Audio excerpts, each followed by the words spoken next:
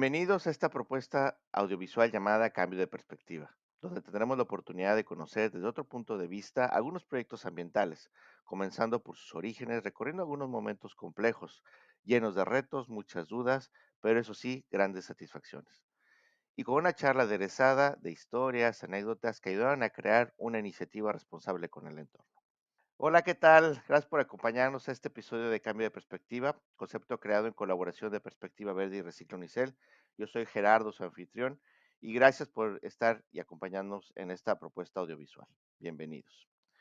El dato curioso que nos comparte nuestra invitada del día de hoy dice que toda su propuesta de proyecto nace en plena pandemia, buscando pues generar un emprendimiento donde pues sí fue un proceso complejo, ya que intentó convencer a su familia de que realmente no era un pasatiempo, sino que era algo mucho más aterrizado. Ella es egresada de, bueno, ella es, maestra, tiene la maestría en Ciudad y Espacio Público Sustentable, estudió arquitectura en la Universidad Michoacana de San Nicolás de Hidalgo, maestría en el ITESO, que es el Instituto de Estudios Superiores de Occidente. Además tiene un podcast sustentable que se llama Sustenta Mesta. Tiene un emprendimiento llamado Decomare, que consiste en la generación de huertos en casa y busca, pues, además promover la venta de macetas de barro elaboradas por artesanos michoacanos. Además, también, finalmente, busca una nueva forma de compartir todo lo que es esta información. El dato curioso que nos comparte personal es que, bueno, también parte de sus hobbies de pandemia fue poder ponerse a patinar. Desde hacía algunos años que no lo hacía, desde la secundaria, bien nos comenta, pero dice que ha sido una experiencia muy enriquecedora y muy contenta porque a pesar de que se ha caído muchas veces, no tanto como en sus experiencias personales, pues se ha sabido levantar. Así que bueno, Carolina Aguilar de Comare, bienvenida, Caro, a Cambio de Perspectiva, ¿cómo estás? Hola Gerardo, ¿qué tal? Muy bien, muchas gracias, muy emocionada de estar aquí y lista para echar aquí el cotorreo. Echar un poquito de chalo. Oye, no, pues antes que nada, nuevamente gracias por acompañarnos. La verdad, muy entusiasmados de poder aterrizar y empezar tu tema, que la verdad, yo tuve oportunidad de escuchar el podcast que tuviste con Ingrid de Cambio de Perspectiva Verde, donde empezabas una anécdota interesante de que pues eres arquitecta por herencia. Llamémosle así, platícanos un poco cómo empezó todo este proceso, porque me queda claro que ahora sí que viviendo entre lobos, aullar te enseñas, y en este caso, pues me imagino que la parte de arquitectura fue algo similar. Híjole, sí. No, pues la verdad es que cuando escogí mi carrera fue como, ¿qué quiero estudiar? ¿Medicina? No, medicina ni el caso porque tiene muchísima sangre, me desmayo. Fui sacando así como, no, esta no, esta no, esta no. Y al final fue como, bueno, esta arquitectura, pues toda mi familia está compuesta por arquitectos, pues yo creo que por ahí va la cosa, yo creo que por ahí va. No fue como a muchas personas les pasa de que, ay, toda mi vida soñé con ser arquitecta. No, a mí no me pasó así. Yo sí fue así como por checklist de que esta no, bueno, esta puede que. Porque sí dije como, bueno, mi abuelo arquitecto, mis tíos arquitectos, mi papá arquitecto, pues ya está en el destino, está escrito ahí, yo también tengo que ser arquitecta y pues me metí. Así fue como empecé con la carrera. Por eso decía que por herencia, porque muchas veces tu mismo entorno te va orillando, te va empujando a que vayas tomando ese tipo de decisiones. Oye, y ahorita para meternos un poco más en en tu vida universitaria y a lo mejor pasos previos a la misma, también por ahí habías comentado que tenías, pues no sé si una idea de estudiar algo que es la parte de ciencias de la comunicación, que esa también es una de sus alternativas. ¿Por qué no emprender ese camino antes de arquitectura? No sé, no me nació antes de la. Mira, la otra opción que yo tenía antes de estudiar arquitectura era animación digital. Y solo estaba en el TEC de Monterrey y pues carísimo y mis papás así como, ay, pues lo siento, no podemos pagarte eso. Y yo, no, está bien, pues lo entiendo, ¿no? Pero la comunicación creo que fue como durante la carrera, creo. Como que tenía esa espinita, porque yo en secundaria y antes era súper callada, ¿no sabes? O sea, yo era de que sentadita, calladita, no decía nada, no hacía nada, un pan. Y de repente, pum, batela, se desató el perico que hay en mí. Entonces empecé como de cotorro y ya fue como, ok. me gusta esto, quiero hacerlo. De hecho, uno de mis sueños frustrados es hacer doblaje. Entonces, como que todo, sí, todo se iba uniendo. Y ya hasta después fue que dije, ok, a ver, ya estoy estudiando esto. Creo que empecé con lo de comunicación ya hasta la maestría. Fue como, ya estoy estudiando esto, yo sé que quiero hacer esa cosa también, o sea, yo sé que quiero meterme también en comunicación. ¿Cómo puedo unir todo? O sea, porque pues ya estudié todo esto, ya tengo años estudiando cosas relacionadas con arquitectura, con urbanismo, no va a ser como que, ay, sí, listo, gracias, bye, ya no quiero estudiar esto. Dije, ¿cómo voy a unirlo? Pues para no estar frustrada de que, ay, no puedo hacer nada de comunicación y a la vez que todo tenga frutos. Y pues aparecen en las redes sociales. Entonces, yo en las redes sociales pues ya jugaba un tiempo antes de que grabándome, hola amigos, ¿cómo están? No sé qué. Y dije, ay, pues ¿por qué? O sea, si ya hago esto, pues ya hay que empezar a sacarle jugo, hay que empezar a explotarlo todo y ya, decidí empezar a compartir información útil en la vida. No, me parece fascinante, digo, porque te voy a platicar también mi experiencia. Yo también, como tú dices, no es una experiencia frustrada, pero sí un deseo de cuando iba a decidir estudiar la universidad. Yo quería mercadotecnia, pero estoy en la misma situación que tú, o sea, la universidad de alto poder adquisitivo no me lo permitía poder estudiar en aquel entonces. Entonces, pues vas descartando y vas buscando ese tipo de alternativas, opciones.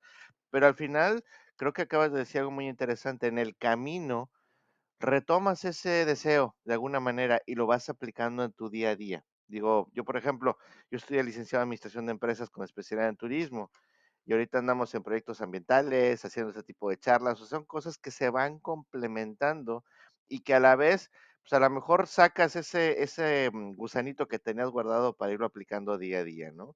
Digo, ese es lo fenomenal de todo esto. Alguna vez, te voy a platicar algo, tengo un amigo que es ingeniero civil y entró mucha la discusión de que si es lo mismo, y perdón la mala analogía, arquitecto, ingeniero civil o inclusive albañil. Yo sé que son complementarios, pero de forma burlona le decíamos a él es que le era un albañil con título, por ser ingeniero civil. ¿En qué parte embona o encaja en este caso, la licenciatura que tú estudiaste de arquitectura? ¿Cómo? Sí, dentro de todo el espectro de construcción. En este caso, el albañil es el que pone ladrillos, hace la mezcla. El ingeniero civil, pues en teoría es el que lo va guiando también para que haga eso dentro de los cálculos. Y en este caso, el arquitecto, ajá, ¿qué hace? Nada más es el diseño y ahí te va, y ya que se haga bolas el ingeniero civil con el albañil. Ok, es que el ingeniero civil lo que va a hacer normalmente es el cálculo estructural también.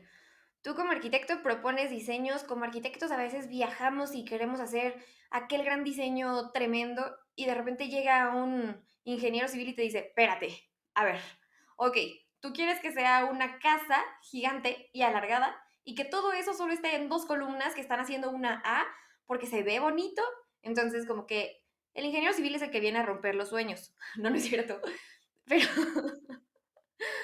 pero sí, o sea, como arquitecto, pues tú diseñas como algo bonito, algo que vaya de acuerdo al contexto, algo que está como estudiado y como ingeniero civil es como, ok, ¿cómo podemos hacer esto realidad? Hay arquitectos que claro que pueden hacer sus cálculos estructurales porque son unos cracks, pero hay otros que no podemos llegar hasta allá, entonces se requiere que exista pues el ingeniero civil para que te eche la mano con eso.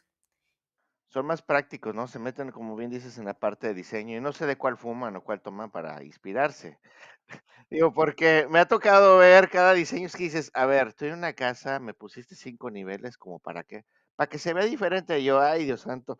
Digo, ¿no pensaste en la facilidad de desplazamiento para moverte? Oye, imagínate una casa con, no sé, 5 niveles con una persona que a lo mejor tenga discapacidad o que no se pueda mover. Es que ahí es donde entra, o sea, por ejemplo, a mí esa parte de nada más diseñar por diseñar no me gusta. Se tiene que hacer todo un análisis, pues, no es nada más como, ah, ya me voy a poner a dibujar y listo. No, o sea, si vas a hacer una casa, primero entrevístate con los que van a habitar la casa, conócelos, aprende sus rutinas, cómo son sus movimientos, todos tienen todas sus capacidades para moverse, para trasladarse, o sea, haz todo ese estudio Después tienes que hacer también un estudio urbano, porque no va a ser como, sí, voy a hacer aquí ya esta casa con este estilo y que todo lo demás no quede, o que ni siquiera haya acceso a las vías principales, o que ni siquiera haya la infraestructura, que no tengan agua, que no tenga luz. O sea, tienes que hacer todo un estudio complejo y ahí es donde a mí me llamó el urbanismo, ¿no? Que también te tienes que meter a dónde va a estar la casa. No es como que diseñes una casa que está flotando y que no va a intervenir con algo más y que algo más no va a intervenir con ella, sino que es todo un estudio general. Ya. Y ahí en todo esto que me comentas, ¿dónde empata la parte de ambientalismo? Digo, porque me queda claro que tu idea, a final de cuentas, como arquitecta, es poder proveer, pues, un diseño funcional ante el entorno.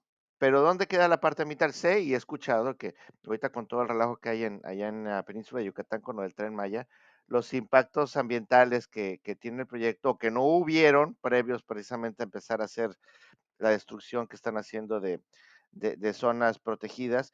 Pero, ¿de dónde nace esa inquietud, ese gusanito? Te pregunto porque muchas veces, digo, y creo que todos lo vivimos, fue un proceso de primero, estoy en la secundaria, estoy en la prepa, ¿qué voy a estudiar en universidad? ¿De qué no me voy a morir de hambre? Porque muchas veces es la presión familiar. ¿Y qué quiero yo desarrollar de mi profesión a futuro? Entonces, ¿dónde, digo, más allá de la parte que ya que nos comentaste, que es la línea de siendo arquitecta, dónde cae o dónde se complementa la parte ambiental? Ok, solo pensemos que nosotros tenemos un impacto siempre. O sea, nosotros impactamos al medio ambiente siempre, desde respirar, o sea, con existir ya estamos impactando. La cosa es buscar cómo podemos reducir ese impacto. Y la ubicación de nuestras viviendas también tiene un impacto. Pensemos en el caso de Cancún.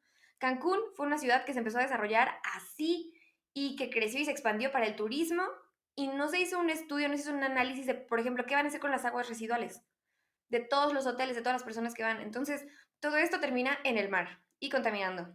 Entonces está unido con la parte de sustentabilidad porque primero tienes que ver cómo va a impactar esto que vas a desarrollar ahí en el espacio físico en el que se encuentra. Después, tú sabes que la sustentabilidad se compone de diferentes cosas y que hay distintas brechas de las que podemos actuar. El urbanismo, pensarlo con sustentabilidad, es, por ejemplo, darte la infraestructura y darte el espacio para tú poderte trasladar dentro de la urbe sin impactar tanto, como haciendo espacios para ciclovías o teniendo banquetas, cosas tan sencillas, pero que sí generan un impacto, pues. Entonces, ahí fue cuando yo dije, ok, las ciudades son las que tenemos que modificar también para que nosotros podamos decidir cómo queremos habitarlas. Para que nosotros tengamos como el poder de decidir, yo quiero irme en bicicleta, puedo hacerlo porque la ciudad tiene toda la infraestructura para que yo me pueda desplazar sin contaminar. Por ejemplo, yo aquí donde vivo no es tan fácil que me pueda mover en bicicleta porque el libramiento no tiene banquetas, porque las personas no tienen esta educación, que digo, tampoco te vas a esperar a educar a todas las personas para poder empezar a moverte en bicicleta, ¿no? Porque nunca va a pasar. Pero si por lo menos estuviera la infraestructura disponible para que yo pueda decidir que me quiero mover en bicicleta a todos lados, con eso ya es un gran avance. Y eso no lo hay ahorita en la ciudad. Entonces es donde yo dije, ok, el urbanismo, tengo que empezar también por el urbanismo, no puedo solo pensar como, la arquitectura la voy a hacer más consciente, voy a meter arquitectura bioclimática, sino que hay que ver todo el entorno. Claro que ese era mi sueño guajiro y después pues empecé a emprender, ¿no? Bueno, después llegó la pandemia y empecé a emprender, pero, pero pues es lo que se tiene que hacer, básicamente. Interesante la propuesta o el ejemplo que nos das, Caro, precisamente porque Cancún es uno de los pues, casos que normalmente se analiza durante la licenciatura en turismo, analizando todos los impactos que esto debe de tener para poder hacer o desarrollar un proyecto turístico funcional. Si tenemos un atractivo de estas características, llámese playa, lo que son grutas, lo que son cenotes, o a lo mejor hasta las mismas infraestructuras arqueológicas de estos vestigios que existen, pues se necesitan considerar varios elementos. Primero, pues el atractivo que ya lo tenemos.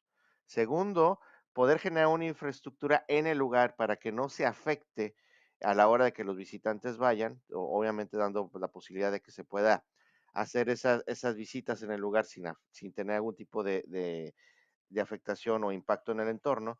Y obviamente, pues desde que si les vas a dar comida, si va a haber luz, si va a haber agua, drenaje, todo lo necesario para que pueda funcionar. Y la otra parte que viene atrás, que es cómo los llevas.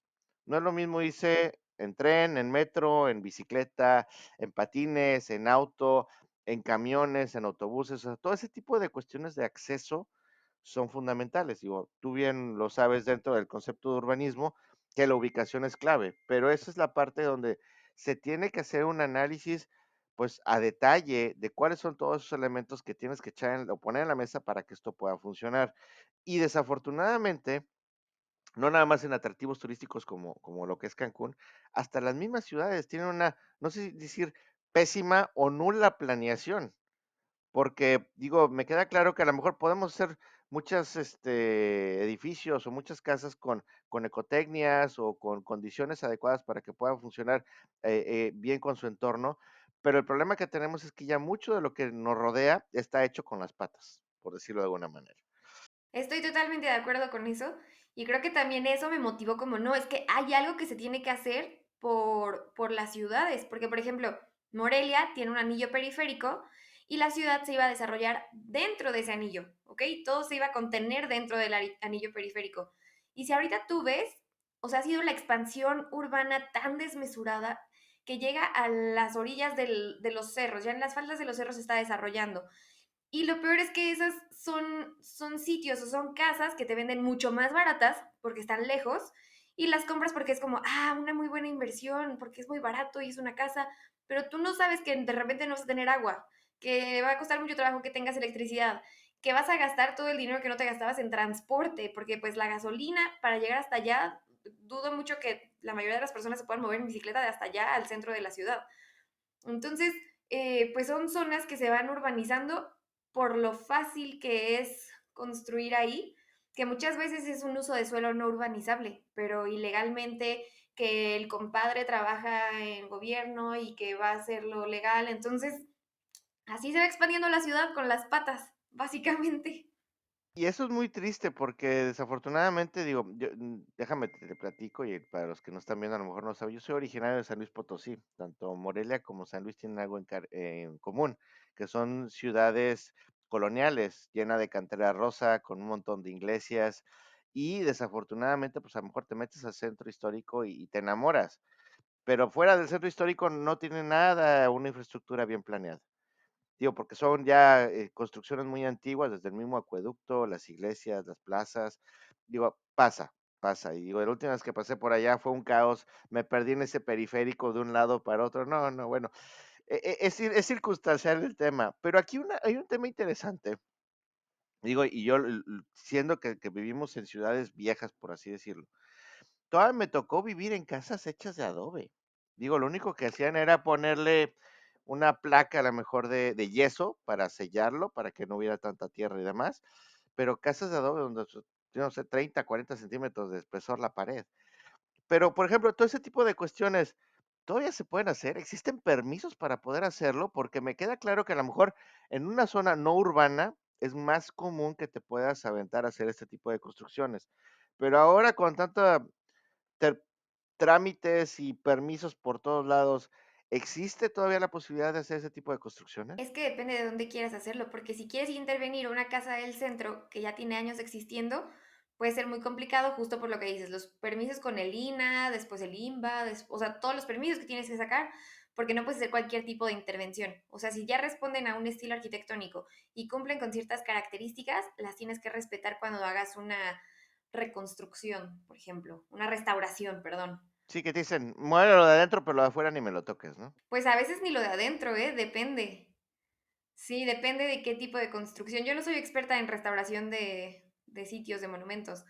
Mi papá sí, mi papá hizo su maestría en eso, pero yo como que no me metí tanto en esa parte y sé que sí es un temita, pues, sé que es un temita, sé que es un rollo.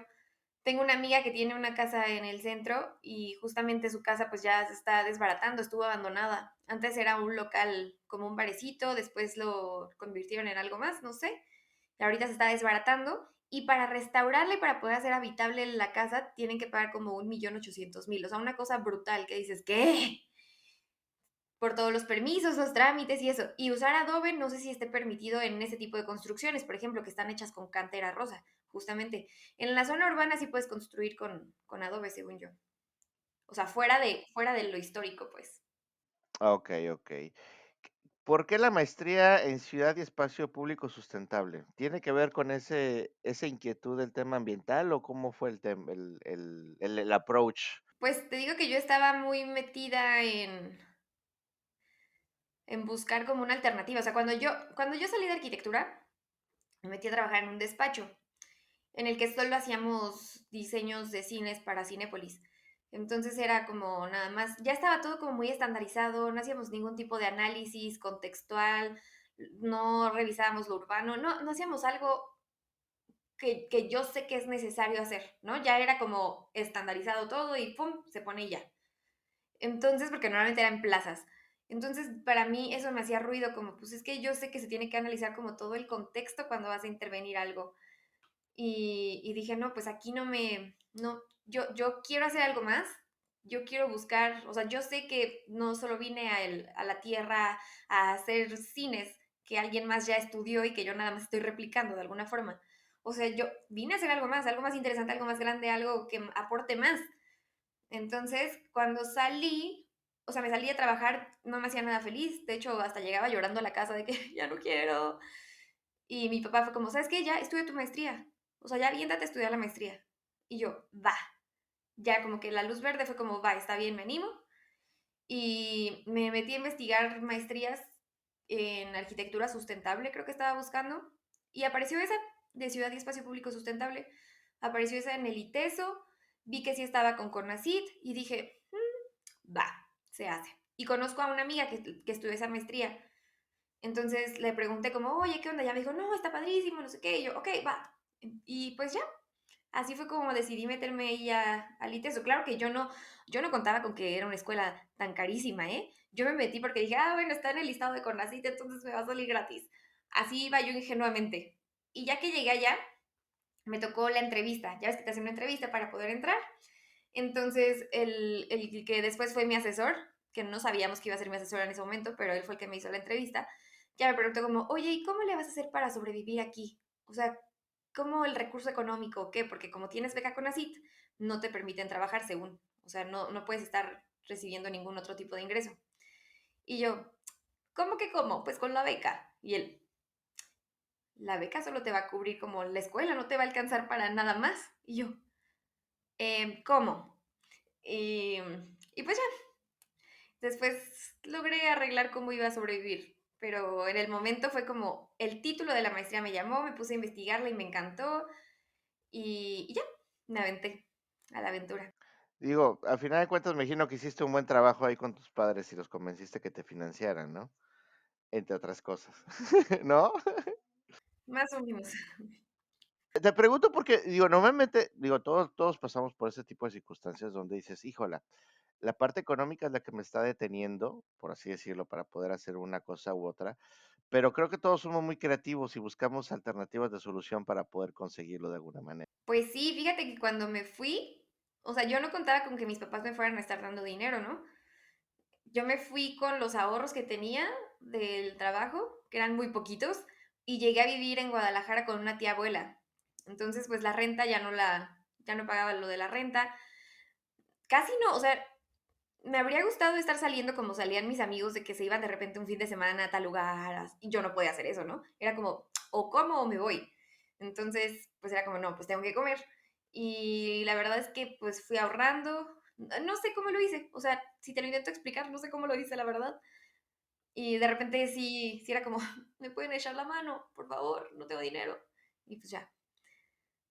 De hecho, todos pasamos por una etapa similar, ¿eh? Digo, más allá de que, sí, digo, pero vas aquilatando y vas sumando experiencias. Si yo te preguntara, Caro, de tanto la parte profesional, llámese la licenciatura, como lo que es la maestría, dime tres cosas de cada una que te marcaron para lo que actualmente estás haciendo el día de hoy. Híjole, tres cosas. De la carrera, el urbanismo, o sea, como que el estudio de lo urbano. Eh... Ay, jole, qué difícil pregunta. Em, ¿Cómo me marcó la arquitectura? Tal vez la parte creativa y, y pues ingeniosa, y la parte ingeniosa. O sea, tres cosas así como que te pueda contar como de que anécdotas que me marcaron, pues no, no se me ocurre alguna ahorita en este momento. Pero si te refieres a cosas Y de así, la... como intangibles, Sí, sí, sí, sí, ¿sí? sí. ¿Y de la maestría? Uy, de la maestría. eh, ¿Me quieres dar más adelante? Digo, yo pensaba en tres, pero podemos l- platicar de más. la posibilidad de hacer muchas cosas a la vez, porque en la maestría como que te enseña que no solo es esto, sino que puedes ir juntando más cosas. De hecho, ahí pude tomar una clase que tenía que ver con la comunicación y las ciencias. Entonces, como que te aperturan más eh, el campo. Mm, la perseverancia. Y, ¿Y qué más podría ser de la maestría? Y la... No se me ocurre una tercera. Yo en La la maestría fueron administración de también buenas. recursos, ¿no? ¿Mande? La administración de recursos. La Ah, la administración de administración recursos, de lo recursos, acabas de claro. comentar. Importantísima. Sí, porque, sí, digo, aparte de ser multidisciplinaria y poder, aprender muchas de los actividades complementarias que se pueden hacer, la parte de administración de tiempo, de recursos y todo eso, pues es fundamental. Y también el hecho, corrígeme si me equivoco, pero muchas veces no es lo mismo decir, vivo en Morelia, me voy a vivir a Guadalajara. También fue un cambio radical, ¿eh? Sí. Tanto de alimentación, de hábitos, de vestido, traslado, transporte, convivencia. Creo que tú lo acabas de comentar. Y hago referencia a esto porque vamos a suponernos que estamos tú y yo empezando la universidad y escuchamos o vemos una grabación donde Carolina nos platica todas las vicisitudes que pasó. ¿Qué les dirías a esos nuevos emprendedores que están viendo o previendo estudiar una licenciatura, una carrera, pero con un enfoque ambiental? ¿Qué fue eso que te marcó a ti para poder a lo mejor decir, ¿sabes qué? Llévate una agenda, abre una cuenta de banco. Ese tipo de tips a lo mejor que parecen obvios o lógicos, pero que te van dando herramientas para que puedas salir adelante. Híjole. Pues sí, ir escribiendo como los gastos que vas teniendo, porque a veces ya no sabes en qué se pierde el dinero, entonces ir escribiendo en qué gastas es muy buena idea, porque aparte es como, ¿es en serio? ¿Voy a comprar más dulces? No, ya no. Como que te controlas también de una forma. Que te avientes a hacerlo, porque yo estaba temerosa. Cuando yo llegué a Guadalajara, yo llegué con el corazón roto, pues yo me fui con el corazón roto de Morelia. Entonces, como que cambiar el aire y cambiar todo fue un... No sabes. Y si me hubiera detenido por cualquier cosa de miedo o así, no lo habría hecho. Hay que poner atención en todo lo que está pasando a tu alrededor porque todo te va a sumar de alguna forma. A mí, por ejemplo, yo caminaba a la escuela, eran unas cuadras, y yo las caminaba. Y primero el cambio de clima de aquí, de Morelia a Guadalajara, pues es muy notorio. O sea, allá hace mucho calor. Después Más llegaba... húmedo, ¿no? ¿Mandé? Más húmedo. Ajá, húmedo y caliente, muy caliente. O sea, yo llegaba sudando al salón, pues, y yo decía, ¿qué es esto? Cambio climático. Entonces, yo creo que eso también me motivó, a meterme en esto, porque yo decía, ¿cómo es posible? O sea, las personas que tienen que estar caminando todos los días a su trabajo y así, y estar aguantando este calor y que cada vez sea más y más y más y que no hagamos nada, o sea, que lo estemos sintiendo y que no hagamos nada. Entonces, yo creo que eso también me afectó. Y pues como también caminaba de repente al súper y el súper sí estaba más lejos, ay, no, no sabes. Sopa. Este, ¿Cuál era la pregunta? Sí, de qué le compartirías a alguien que quiera empezar a recorrer el camino que nos tocó a nosotros. Sí, primero eso, que se avienten, que no tengan miedo, que se avienten y que persigan sus sueños, que lleven ese control de los recursos económicos, que tengan los ojos bien abiertos para estar observando todo lo que está pasando alrededor porque todo suma, que no escuchen a los demás, que se escuchen a sí mismos, porque los demás pueden tener 20,000 opiniones acerca de cómo estás viviendo tu vida y a veces nosotros somos complacientes y, ay, sí, es que a fulanito no le parece que yo esté empezando con esto porque dice que tengo que tener un trabajo en oficina. Entonces, no, no, no, no, sin escuchar a los demás hay que aventarse y hay que hacer lo que a uno lo hace feliz porque a fin de cuentas es tu vida y tú decides cómo la quieres vivir y tú decides qué es lo que te va a hacer feliz y si te sale bien va a ser por ti y si te sale mal va a ser por ti, no vas a tener a nadie a quien culpar, todo va a ser por ti. Entonces, hay que pensar siempre en uno mismo y en lo que lo va a hacer feliz. Y, y también hay que ver cómo se puede aportar a diferentes cosas. Por ejemplo, en mi caso es aportar al medio ambiente. Y a eso va mi siguiente pregunta. ¿Cómo aporta Carolina con su proyecto de Comar el medio ambiente? ¿De qué se trata? Dinos así en términos generales, platícanos de qué se trata. Voy a contar primero, a ver, todo empezó con Eco Mare, ¿ok? Con mi hermana siempre nos decimos Mare, entonces de ahí fue como el nombre de Eco Mare, de que, oh, Mare, y así, estilo yucateco, pues. Y con Ecomare comencé con la parte como de educación ambiental, a compartir información, a compartirte tips que puedes llevar en tu día a día para tener un estilo de vida más sustentable o más amigable con el medio ambiente. Este, que bueno, nosotros somos parte del medio ambiente y a veces nos vemos como entes superiores y muy antropocéntricos y no nos damos cuenta o dejamos pasar como, nosotros somos parte de todo esto y solo nos vemos como, ay, los guardianes del medio ambiente y en realidad no, o sea, somos un todo. Pero bueno, empecé con esa parte con Ecomare. Después empecé a hacer huertos, mis huertos los empecé a desarrollar, empecé a subir videos a TikTok, empezaron a pegar mucho y había mucha gente que estaba interesada en conocer acerca de los huertos, ¿no? Entonces dije, oh, qué padre, me puse yo a investigar, me metí a cursos y una amiga me dijo, oye, ¿y por qué no te dedicas a empezar a instalar huertos en casa? O sea, huertos a las personas. Y yo, eso estaría buenísimo, no se me había ocurrido. Entonces me metí a un curso de emprendimiento en el que me iban enseñando cómo se podía comenzar con tu negocio. Y en ese curso encontré a una señora que trabaja con madera rescatada. Entonces fue como, ¿qué es esto? Señales de la vida, todo se está juntando. Y ya empecé a trabajar con ella diseñándome digo, yo diseñando los huertos, ella pasándomelos. Entonces de ahí surgió como pues sí, Ecomare, pero la parte como del negocio. Y después hice un amigo que es mi vecino y él me empezó a ayudar muchísimo con todo. Y fue como, oye, pues hay que expandir esto un poquito más. Se hizo mi socio y creamos Decomare, de decoración.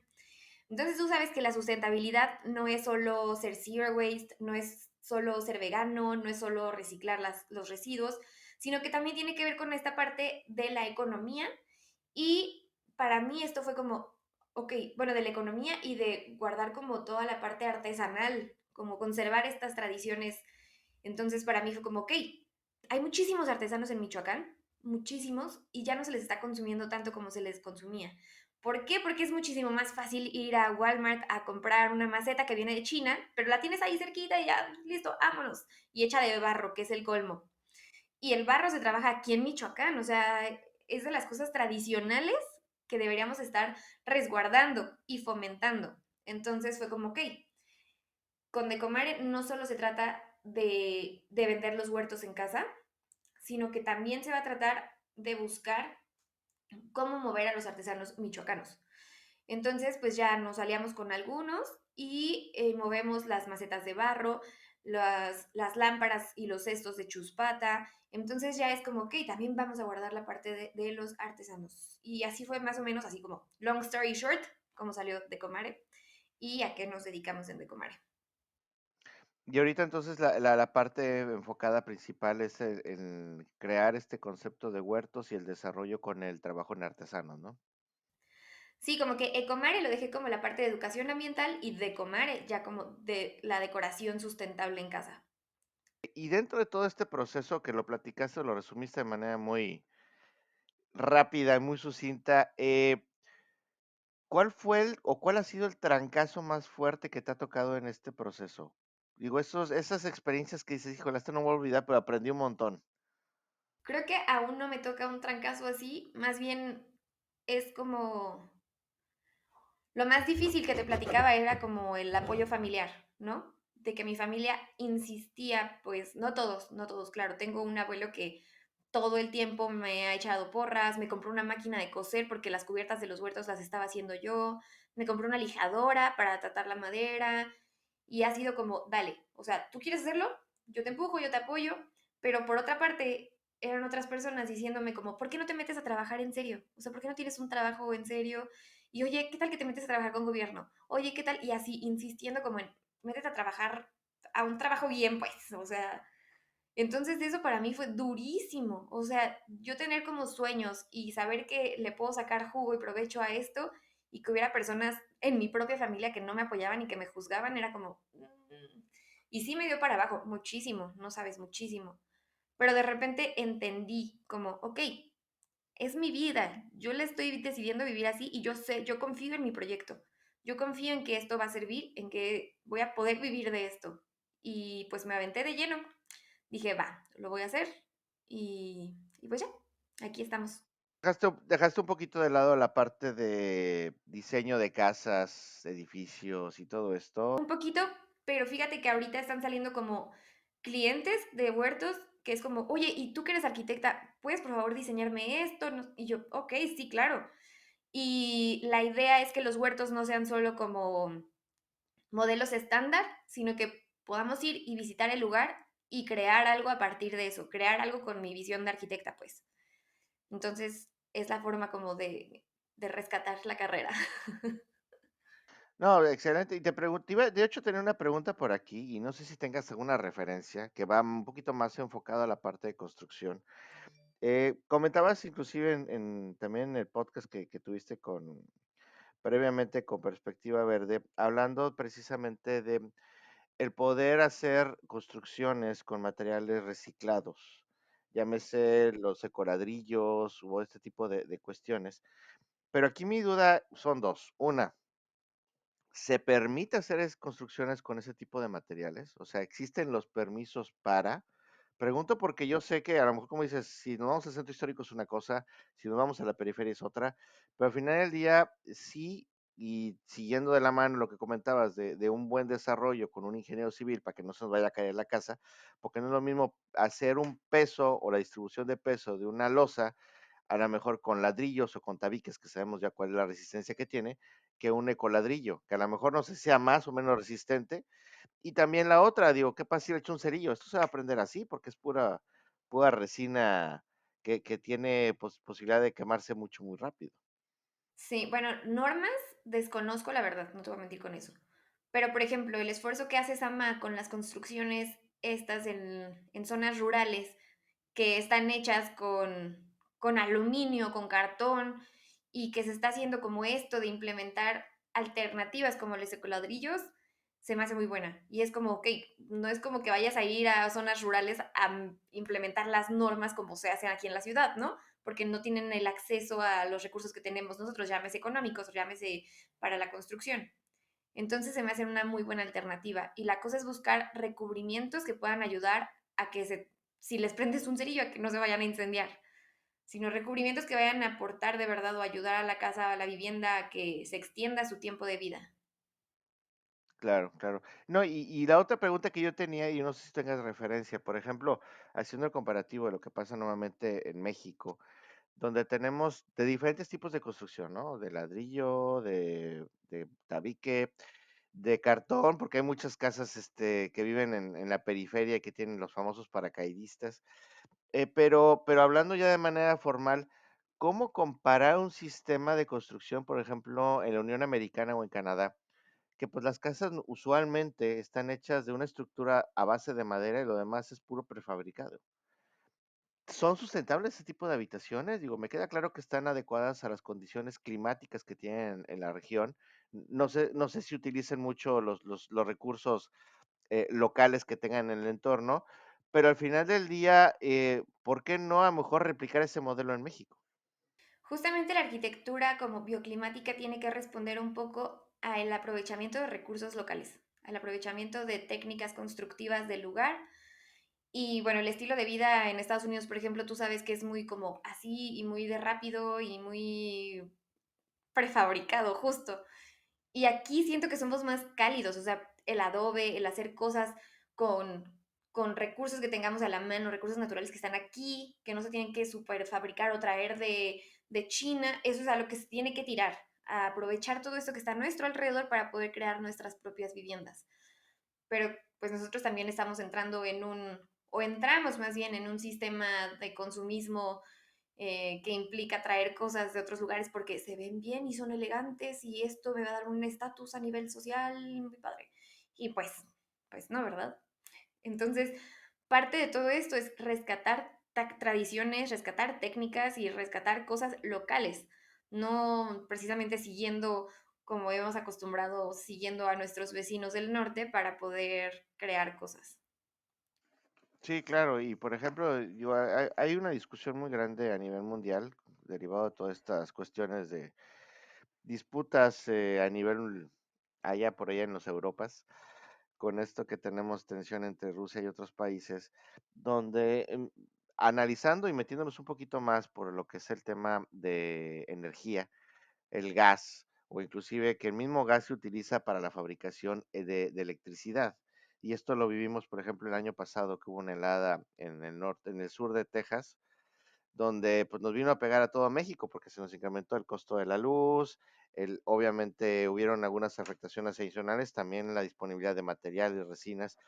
Pero tú cómo ves, digo, y viendo desde el punto de vista ambiental y como arquitecta, ¿tú qué prefieres, promover una casa eléctrica o una casa tradicional con ecotecnias? Porque ahorita está de, y ya es que me respondas tan rápido, porque ahora está muy de moda, es que voy a comprar un Tesla o quiero un auto eléctrico, cuando realmente la generación de la energía o de la electricidad también tiene un proceso considerable que normalmente no vemos y que dice, ah, pues nada más lo enchufo, ¿no? Pues pregúntate de dónde viene toda esa electricidad, ¿no?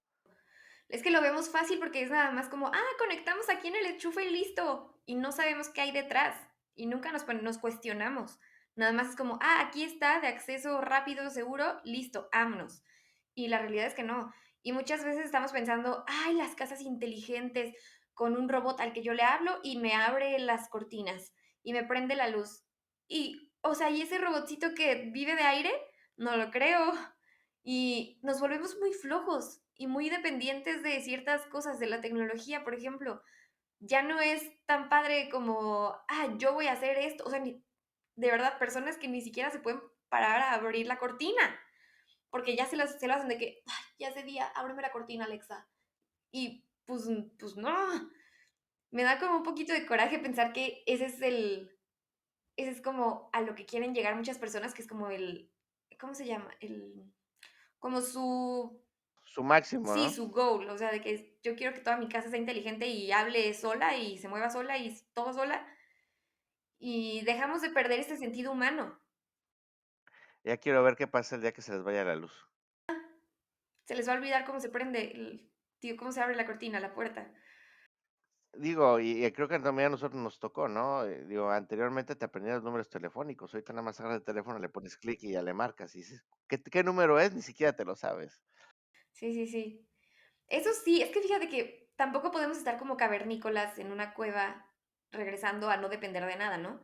Pero si puedes minimizar tu dependencia a la tecnología haciendo cosas por ti mismo, pues hacerlo. Si puedes tú volver a ser humano que está haciendo las cosas, porque ya ni siquiera el partir fruta y verdura, o sea, ya tenemos maquinitas que lo hacen por nosotros.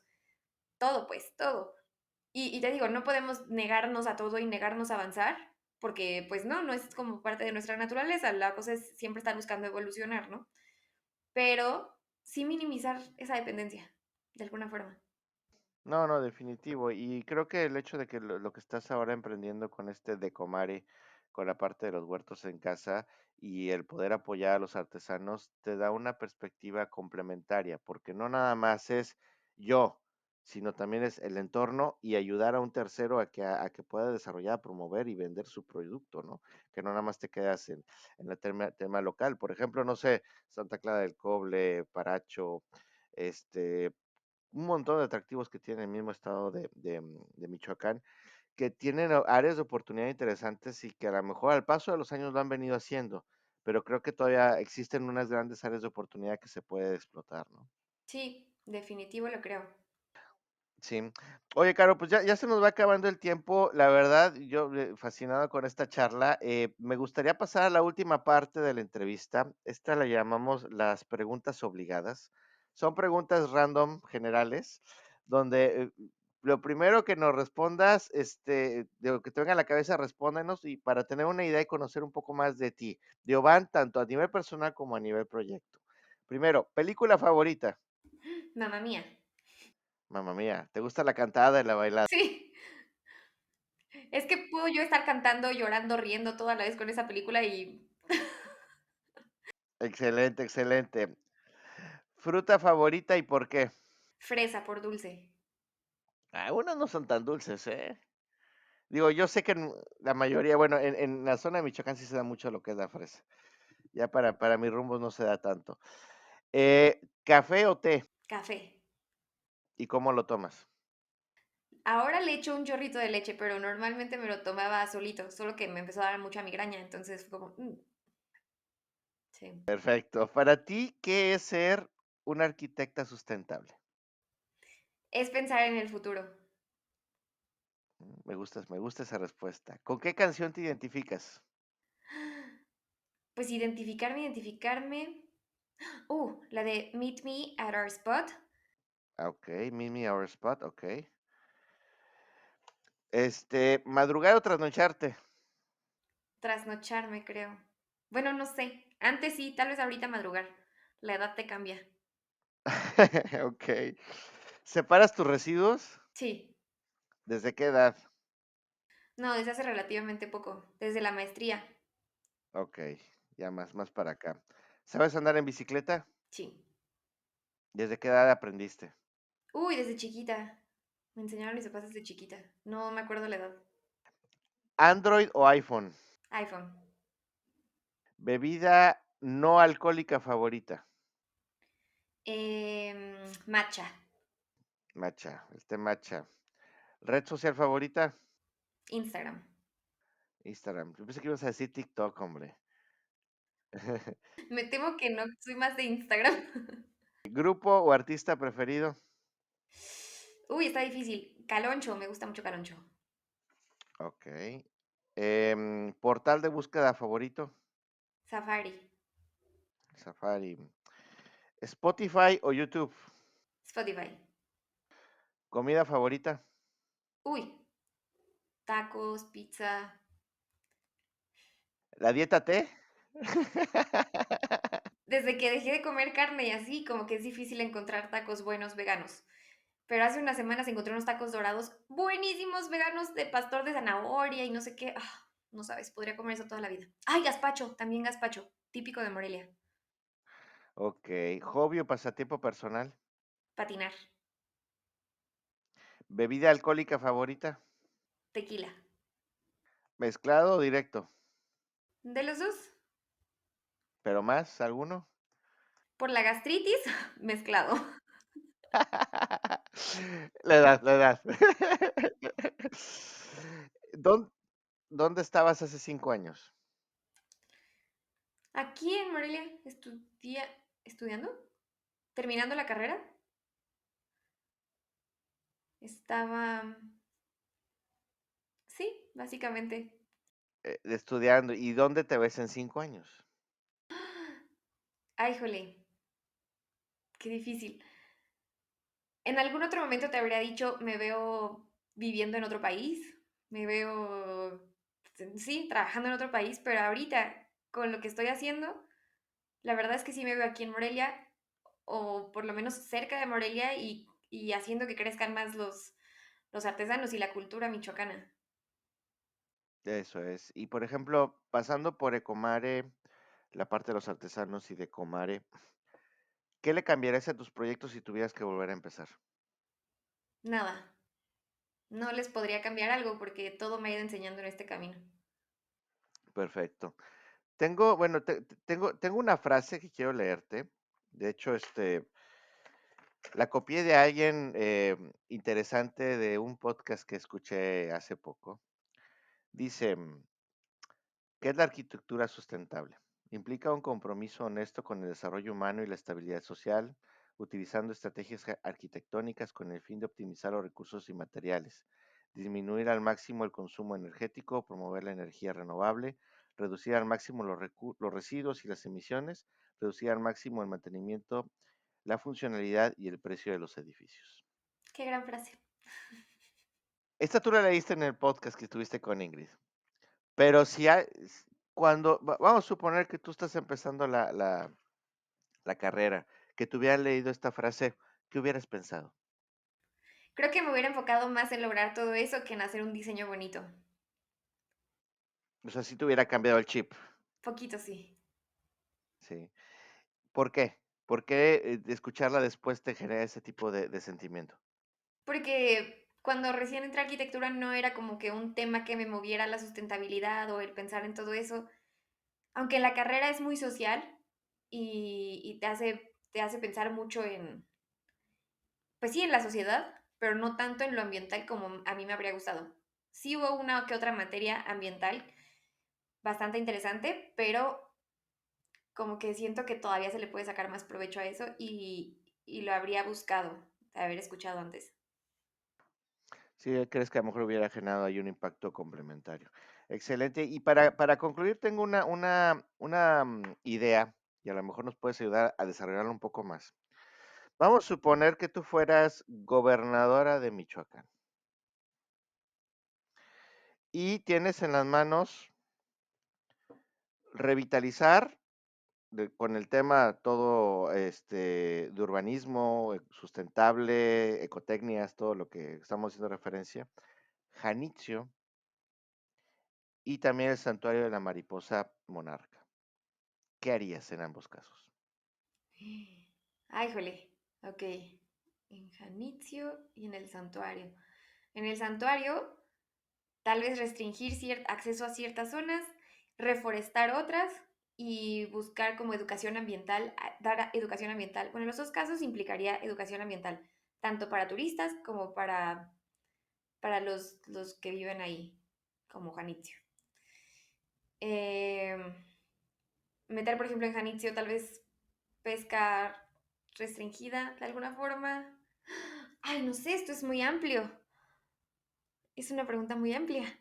Este, Digo, porque aparte los atractivos de Janitzio es que llegan con estas como mariposas de redes que se ponen a pescar y todo lo que hacen. Digo, es un atractivo turístico también, pero a final de cuentas también es una forma de vida que la misma gente del lugar tiene. sí, sí, sí. Sería cosa de revisar la calidad de agua, de ver, porque Ujú. pues tampoco es ya como antes, ¿no? Ya no puedo ir a comer charalitos sin pensar como en las aguas negras que pueden estar ahí o la contaminación que puede haber en el agua. Entonces también sería Definitivo, una cosa, ¿mande? ajá.